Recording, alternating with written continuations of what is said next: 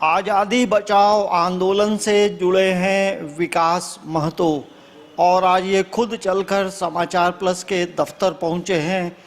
अपना जो अनुभव है, अपनी जो पीड़ा है, वो समाचार प्लस से शेयर करना चाहते हैं। तो हम बात करेंगे विकास महतो से। विकास, आप आज़ादी बचाओ आंदोलन से कितने वर्षों से जुड़े? सर 2010 से ही हम जुड़े हैं और इससे संबंधित कार्यक्रमों में हम कार्यक्रम अपने बड़का गांव कर्णपुरा क्षेत्र में कार्यरत रहे हैं। इसमें मुख्य तौर से जो आप लोग का जो इलाका है बड़का गांव का, वहाँ किन समस्याओं को लेकर आप लोग फोकस करते हैं? सर जब मैं स्टूडेंट था उस समय ही देखा कि हमारे क्षेत्र बड़का गांव में 35 कोल खनन कंपनियों का आवंटन हुआ और सभी प्राइवेट कंपनियां थी। तो उसमें 205 गांव को विस्थापन होना था। जब हम लोग इन चीज़ों को समझा कि अगर इतने सारे गांव उजड़ेंगे तो क्या हमारा हश्र होगा, तो हम लोग अध्ययन करने लगे तो पाए कि देश में पहले ही 7 करोड़ से ज़्यादा लोग विस्थापित हो चुके हैं। अगर मैं झारखंड की सिर्फ बात कर दूं तो यहाँ पर 15 लाख एकड़ से ज़्यादा ज़मीनें लिए गए हैं परियोजनाओं के नाम पर, और आज भी विस्थापित लोग कहाँ गुमनाम की ज़िंदगी जी रहे हैं, सरकार के पास आंकड़े भी नहीं है। तो हम लोग के सामने ये एक संकट आया अपनी अस्तित्व, अपनी पहचान का। तब हम लोग अध्ययन करने लगे और जब हम लोग संविधान को पढ़ने लगे तो बहुत ऐसे ऐसे चीज़ें आया सामने जो हम लोग प्रकाश में लाना चाहते हैं। आज तक अक्सर ये लोग मानते हैं कि ज़मीन के नीचे जो संसाधन है या तमाम जो भौतिक संसाधन है उसका मालिक सरकारें हैं, लेकिन सर संविधान में ऐसा कहीं नहीं है। जब संविधान क्या व्याख्या करता है ऐसी चीज़ों को लेकर? देखिए, संविधान में संसाधनों के प्रबंधन और नियंत्रण के मामले में सिर्फ एक ही आर्टिकल मिलता है।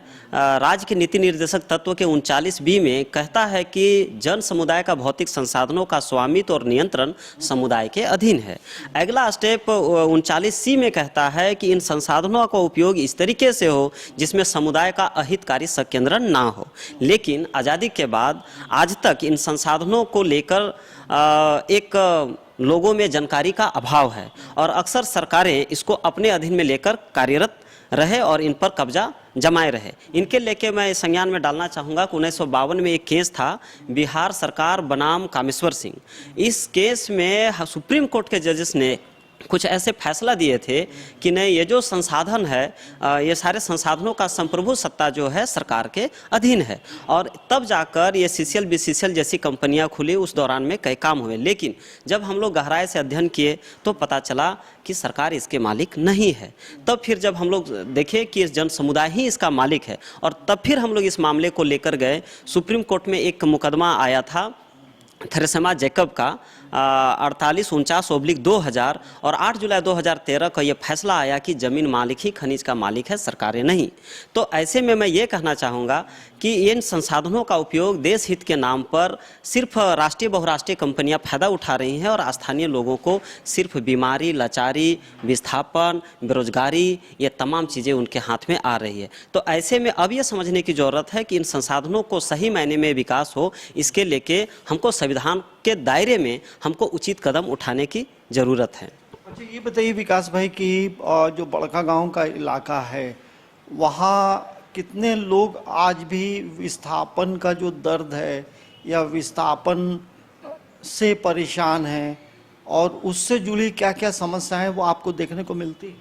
सर मैं आपको निमंत्रण देना चाहूँगा, आप ज़रूर आइए बड़का गांव। और चुरचू एक गांव है, वो गांव पूरी तरीके से ख़त्म हो चुका है। ऐसे कई गांव ख़त्म हो रहे हैं और अभी लगभग 50-60 गांव इस परेशानी से जूझ रहे हैं। और अगर जितने MU हुए हैं या जितने MU के प्रस्तावित हैं, अगर सभी खुल जाएंगे तो 205 गांव विस्थापित होकर ख़त्म हो जाएगा सर। तो हमारा तो यही कहना है कि आज जिस तरीके से ग्लोबल वार्मिंग की समस्या बढ़ रही है, जिस तरीके से वैश्विक तापमान बढ़ रहा है, जल स्तर नीचे जा रहा है, ग्लेशियर पिघल रहे हैं, तमाम चीज़ें जो हो रहे हैं, इसके पीछे 2-3 चीज़ें काफ़ी काम करता है। जैसे में कोयला का कार्बन उत्सर्जन, गैस के वजह से, और तेल का, इन चीज़ों का। हमारे प्रधानमंत्री जी जब विदेश में जाते हैं तो पेरिस समझौता करते हैं और जाकर कहते हैं कि भाई हम कार्बन उत्सर्जन को कम करेंगे, लेकिन भारत में आने के बाद इस तरह के कोल ब्लॉक को बढ़ावा देते हैं। जबकि आज के समय में कोयला पर निर्भर रहने की ज़रूरत नहीं है। दुनिया के कई देशों ने कोयला से निर्भरता को कम किया है और कम पर्यावरण वाले चीज़ों के ओर, मतलब कम प्रदूषण वाले वैकल्पिक व्यवस्था की ओर गया है। हमें भी इन चीज़ों के प्रति अब सोचने की ज़रूरत है और हमें ऐसे समाधान ढूंढने हैं जिससे कि हमको बिजली भी मिल जाए और पर्यावरण का बर्बादी भी नहीं हो और लोग विनाश भी नहीं हो। तो इस पे कई पहलू पर हम लोग विचार कर सकते हैं। तो अभी तो देखेंगे कि जो सौर ऊर्जा की बात होती है, सोलर जो मतलब सूर्य से जो एनर्जी मिल रहा है उसको लेकर सोलर प्लेट दिए जाते हैं, तो क्या इनको लेकर के गांव में कोई जन जागरूकता अभियान है?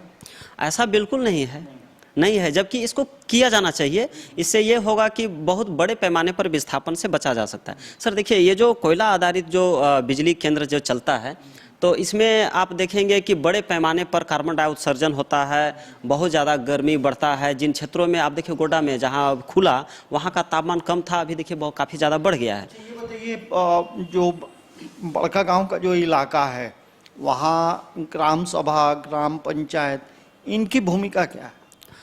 सर वहाँ का ग्राम सभाएं आंदोलनरत रहे हैं, काफ़ी विरोध किए हैं, लेकिन हकीकत अगर बयां करें तो ये बात सामने ज़रूर आनी चाहिए कि कैसे उन क्षेत्रों में जनता के विरोध को दरकिनार करके जो कारपोरेट हैं और वो नौकरशाही पर हावी होकर जिस तरीके से फर्जी ग्राम सभाएं करके, फर्जी ग्राम वन पर्यावरण समिति की फर्जी ग्राम सभाएं करके वन भूमि पर वो ले रहे हैं, फर्जी ग्राम सभाएं करके वो गांव की ज़मीन पर सहमति ले रहे हैं, फर्जी ग्राम सभाएं करके गरमजरुआ ज़मीन की सहमति ले रहे हैं।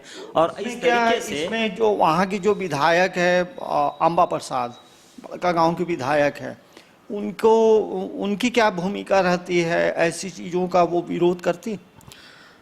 देखने में तो नहीं मिलता है, पब्लिक के बीच में जाते हैं, लेकिन जहाँ पर उठाना चाहिए वहाँ बात नहीं उठाते हैं। सिर्फ एक बात उठाया था, क्योंकि उसको गोंदलपुरा के लोगों ने वहाँ चढ़ने नहीं दिया। अडानी का कोल ब्लॉक है गोंदलपुरा गांव में, वहाँ बहुत मजबूत आंदोलन है और वहाँ के लोगों ने प्रेशर किया था तो विधानसभा में उठाई थी। लेकिन मैं आपको बता दूं कि उसका पिताजी कृषि मंत्री थे और वो चाहते तो बड़का गांव एक ऐसा जगह है जो बहुफसली कृषि उपज है और सालों भर वहाँ उपज होता है। वहाँ का धान पूरे झारखंड में, वहाँ का गुड़ पूरे झारखंड में धाक जमाता है। ऐसा जगह को कृषि क्षेत्र अगर घोषित कर देते तो वहाँ कानूनन वहाँ खनन हो ही नहीं सकता था, लेकिन उनके पिताजी ने इनकी ओर कोई ध्यान नहीं दिया और आज पूरे बड़का गांव जैसे बहुफसली ज़मीन को उजाड़ने का काम चल रहा है। वहाँ का जो विधायक हैं, चाहे जो भी हो, पक्ष हो या विपक्ष हो, इसके लेके बहुत ज़्यादा वो इस पर इंटरेस्टेड नहीं रहते हैं। एक चीज़ बताइए विकास भाई की अभी चंपई सोरेन की सरकार है, राज्य सरकार से क्या उम्मीद करते हैं? राज्य सरकार से हम यही कहेंगे कि इस तरह के जो ग्राम सभाएं हो रही है फर्जी, उसको संज्ञान में लेकर वो उसको स्वीकृत ना करें, रद्द करें। अभी गोंदलपुरा वाला जो गया था ग्राम सभा का बारे में लोगों ने बताया कि वहाँ फर्जी हुआ है, तो उन्होंने आश्वासन दिया है। हम चाहेंगे कि वो जो ग्राम सभा का जो स्वीकृति के लेके जो फर्जी ग्राम सभाएँ हुई है उसको रद्द, गाँव को ध्यान में रखते हुए ही स्वीकृति दे। जनहित में हम तो चाहेंगे कि कर्णपुरा के लोगों के लिए स्वीकृति ना देने का काम करें। तो ये विकास महतो हैं और हमारे साथ उन्होंने अपनी बातों को शेयर करते हुए कई समस्याओं से रूबरू कराया है। बड़का गांव के इलाके में जो विस्थापन का जो दर्द है या चुरचू में जो विस्थापन का दर्द है, उस पे इन्होंने खुलकर बात की है और राज्य सरकार से ये उम्मीद करते हैं कि ऐसे मामलों में सरकार आगे आकर इन समस्याओं का समाधान करे।